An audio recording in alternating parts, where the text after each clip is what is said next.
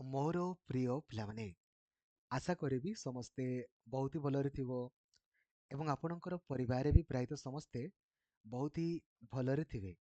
ଏହି ଭିଡ଼ିଓରେ ଆମେ ଡିସ୍କସନ୍ କରିବା ଯେ ଯେଉଁମାନେ ବି ଆପଣଙ୍କର ଜୁନିୟର ଟିଚରରେ ଜଏନିଂ କରିଛନ୍ତି ତାଙ୍କର ନେକ୍ସଟ ସାଲାରୀ ଆପଣଙ୍କର କେବେ ଆସିବ ଆଉ କେତେ ଟଙ୍କା ଆପଣଙ୍କର ଆସିବ।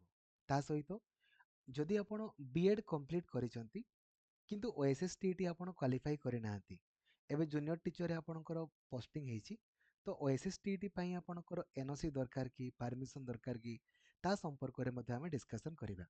ତ ଲାଇକ୍ ଆଉ ସେୟାର କରିକି ସବୁ ସାଙ୍ଗମାନଙ୍କୁ ବି ଜଣାଇଦେବେ। ଆଉ ଚ୍ୟାନେଲକୁ ନୂଆ ଅଛନ୍ତି ଦେନ୍ ଏବେ ହିଁ ସବସ୍କ୍ରାଇବ୍ କରିକି ଅଲ୍ ନୋଟିଫିକେସନକୁ ବି ଆପଣ ଅନ୍ କରିଦେବେ। ଫାଷ୍ଟ ଅଫ୍ ଅଲ୍ ଆମେ ଡିସ୍କସନ୍ କରିବା ଆପଣଙ୍କର ସାଲାରୀ ସମ୍ପର୍କରେ। ତ ସାଲାରୀ ଆପଣଙ୍କର ପ୍ରତ୍ୟେକ ମାସକୁ ମାସ ଏବେ ଆପଣଙ୍କର 1 ତାରିଖକୁ 1 ତାରିଖ ଆପଣଙ୍କର ଆସିବ। ତା ପୂର୍ବରୁ ଆସିପାରେ, ଗୋଟେ ଦିନ ଦୁଇ ଦିନ ଏପଟ ସେପଟ ହେଇପାରେ, ନହେଲେ 1 ତାରିଖକୁ 1 ତାରିଖ ସବୁ ମାସକୁ ମାସ ଆପଣଙ୍କର ମିଳିଯିବ। ଠିକ୍ ଅଛି, ତ ଆପଣଙ୍କର ନେକ୍ସଟ ସାଲାରୀ 1 ତାରିଖକୁ ଆପଣଙ୍କର ମିଳିଯିବ। ଆଉ ଯେଉଁ ଜିଲ୍ଲାମାନଙ୍କରେ ପ୍ରଥମ ସାଲାରୀ ହିଁ ମିଳିନି, ତ ଭାବି ନିଅନ୍ତୁ ଏକା ସାଙ୍ଗରେ ଆପଣଙ୍କର ମିଳିଯିବ, ଆଉ ଏକା ସାଙ୍ଗରେ ବହୁତ ସାଲାରୀ ମିଳିଯିବ। ତ ଫାଷ୍ଟ ସାଲାରୀ ଆପଣଙ୍କର ଥିଲା 7878। ଏବେ ଯେଉଁ ସେକେଣ୍ଡ ସାଲାରୀ ଆପଣ ପାଇବେ 9780। 9780 এইটা এই ମାସରେ ଆପଣ 9780 ପାଇବେ। ଆଉ କଣ୍ଟିନ୍ୟୁଅସଲି ଏବେ ପ୍ରତ୍ୟେକ ମାସକୁ ମାସ এইଟା ହିଁ ଆପଣଙ୍କର ସାଲାରୀ ରହିବ 9780। ଆଉ 12% ମାନେ 1320 ଟଙ୍କା ଆପଣଙ୍କର EPF ଆପଣଙ୍କର କଟିବ। এইଟା ହେଉଛି ଆପଣଙ୍କର ଇନହ୍ୟାଣ୍ଡ ସାଲାରୀ, ଯେଉଁଟା ଆପଣ ପ୍ରତ୍ୟେକ ମାସକୁ ମାସ ଆପଣଙ୍କର ପାଇବେ। ଡେଟ୍ ଆପଣ ଜାଣିଗଲେ କେତେ ତାରିଖ ପାଇବେ, କେତେ ଟଙ୍କା ପାଇବେ ତାହା ବି ଜାଣିଗଲେ। ଠିକ୍ ଅଛି, ଏବେ ଆସନ୍ତୁ ଆମେ ଡିସ୍କସନ୍ ଆପଣଙ୍କର କରିବା OSSTT ସମ୍ପର୍କରେ। ଦେଖନ୍ତୁ, ୟା ପାଇଁ କିଛି ଆପଣଙ୍କର NOC ବଗେରା ଦରକାର ନାହିଁ, ବଟ୍ ଆପଣ ନିଜର ସେଫ୍ ଜୋନ୍ରେ ରହିବା ପାଇଁ ଖାଲି ଗୋଟେ କାମ କରିବେ।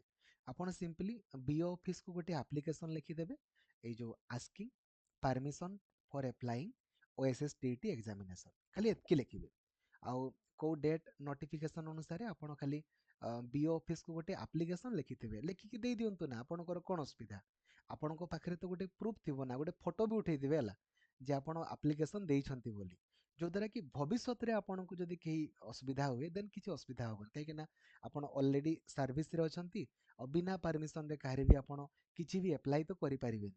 ତେଣୁକରି ଗୋଟେ ଆପ୍ଲିକେସନ୍ ସିମ୍ପଲି BO ଅଫିସକୁ ଆପଣ ଦେବେ ଯେ asking permission for applying OSSTT examination. Permission ଆପଣ ଖାଲି ଆପଣଙ୍କର କାମ ହେଉଛି ଆପ୍ଲିକେସନ୍ ଦେଇଦେବା। ଏବେ BO ଅଫିସ ଆପ୍ରୁଭ୍ କରୁ, ଯେବେ ଦେଉଛି ଦେଉ, ଭାସିଗଲା କିଛି ନାହିଁ। ଖାଲି ପାରମିଶନ ପାଇଁ ଗୋଟେ ଆପ୍ଲିକେସନ୍ ଦେଇଦେବେ ଆଉ ଆପଣଙ୍କର ଅନଲାଇନ୍ ଆପ୍ଲାଏ କରିଦେବେ।